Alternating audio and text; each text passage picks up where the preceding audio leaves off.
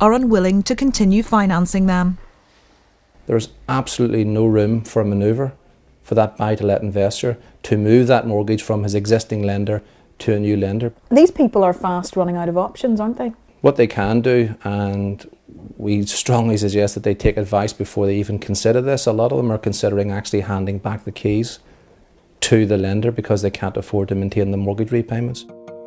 Michael Rush says some amateur investors are relying on credit cards to meet mortgage payments. 1 in 12 households in Northern Ireland are now dependent on credit cards to help pay the mortgage, but like banks, the big credit card providers have reined in their lending. We had one credit card provider who decided roughly 8 weeks ago to recall all their credit cards for those customers who were, in their opinion, of a higher credit risk than what they had previously been when they took out the card. So what we're now faced with is a situation whereby the credit card provider is recalling the debt and giving them perhaps 3 or 6 months to clear their existing balances.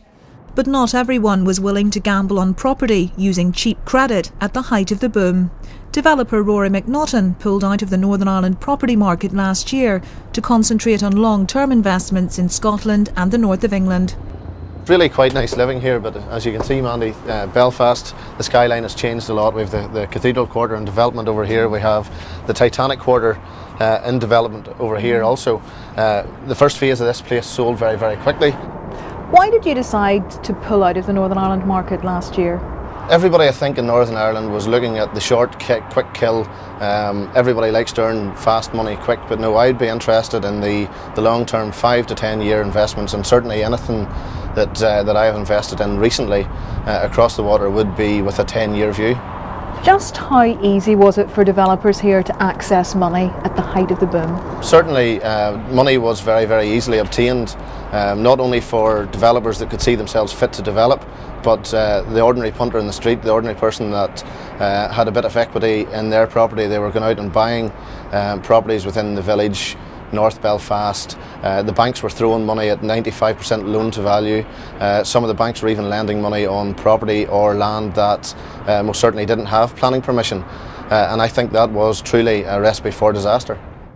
Last year, Rory McNaughton provisionally booked 4 two-bedroom apartments in Belfast on the market for £330,000 each. But while some were willing to gamble on such apartments holding their value, Rory pulled out of the sale. I had to pull out. I felt the need that they're not going to be value for money. And I think everybody, and a lot of people in Northern Ireland that have provisionally booked places like that there will be pulling out. As banks and credit card companies continue to cut back on their lending, many of those who borrowed beyond their means are now struggling. Between January and March of this year, lenders initiated repossession proceedings against 754 homeowners here. More than half of them will lose their property. That's a huge 33% increase since the same period last year. What we are now seeing is that people who previously financially could have ridden that storm are now losing their home.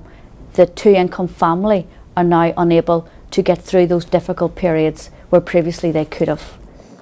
The majority of repossessions involve homeowners who have defaulted on loans secured against the equity in their property. Over 90% of lenders initiating repossession proceedings here are subprime companies who target those unable to access mainstream credit. It was one of these companies that lent Maureen Dooley £36,000 last year when she was unemployed and on benefits. So in the last week, you were actually sleeping on the floor? On the mattresses, because the stuff was all put into storage and we had no other way of living, only like this.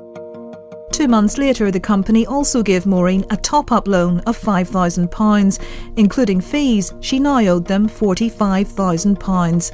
But at the beginning of last year, Maureen's disability allowance was unexpectedly halved and she defaulted on the monthly repayments. Then the interest rate had gone up, and it went up very, very high. So the payments at the start were like £300 and odd pounds, but then they put them up to 400. I was paying £438 a month, and it's just the payments that I couldn't make.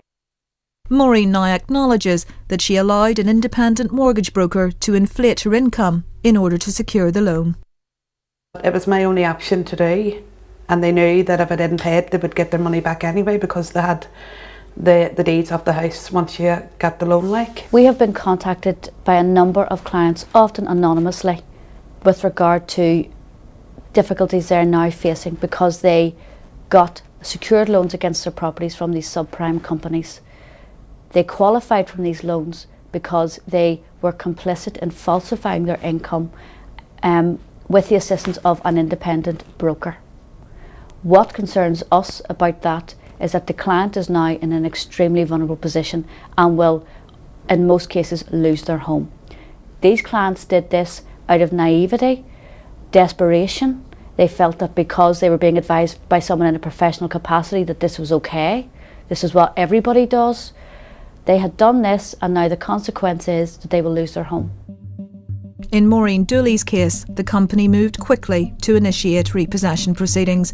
It negotiated a final settlement of more than £50,000 after Maureen agreed to sell her home. it was like somebody had just taken a part of your limb, like, because you had built this house up to what you wanted it to be, and you know, for your children and your grandchildren as well, you know. But I've lost it now, and I've lost everything, you know. In February, Social Development Minister Margaret Ritchie announced an ambitious 3-year vision, promising to build over 5,000 affordable houses in new developments here, make the existing co-ownership scheme more attractive to first-time buyers, and introduce a mortgage rescue package for those in danger of losing their homes.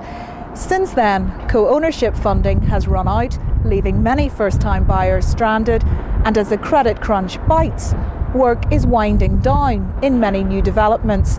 So just how realistic is the Minister's vision? The question most people want answered is when co-ownership is going to come online again, when more funding is going to be made available. There's been some misinformation concerning co-ownership.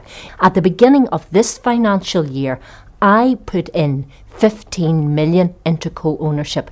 That secured 500 applications as per the target set in the programme for government, which was agreed by all parties in the executive. But what about those people who've just been turned down for co-ownership?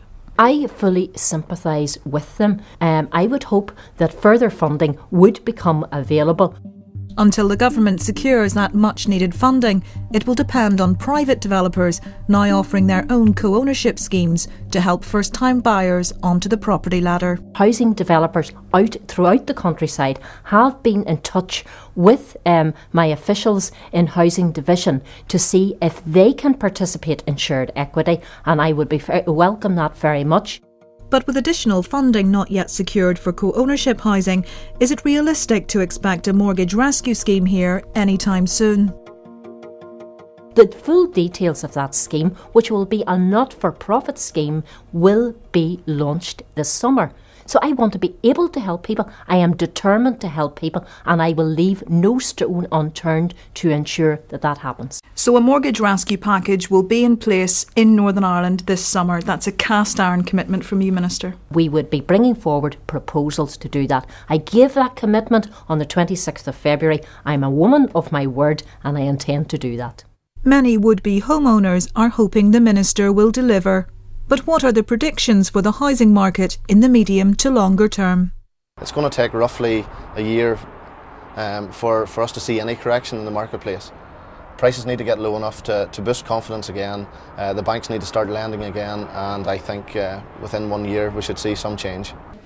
What you have to realise if you own that house is you've just got to wait in the queue until the builder gets his cash flow sorted out, until the market restabilises and realigns, which it will. It will do, but people have to be a little bit patient. For most people here, falling house prices represent nothing more than paper losses. After a period of house price inflation, we are now in a time of readjustment during which the market has stalled. But for those at the sharp end who have to sell and who owe more on houses than they've borrowed, the future is bleak. They may find that they have gambled and lost.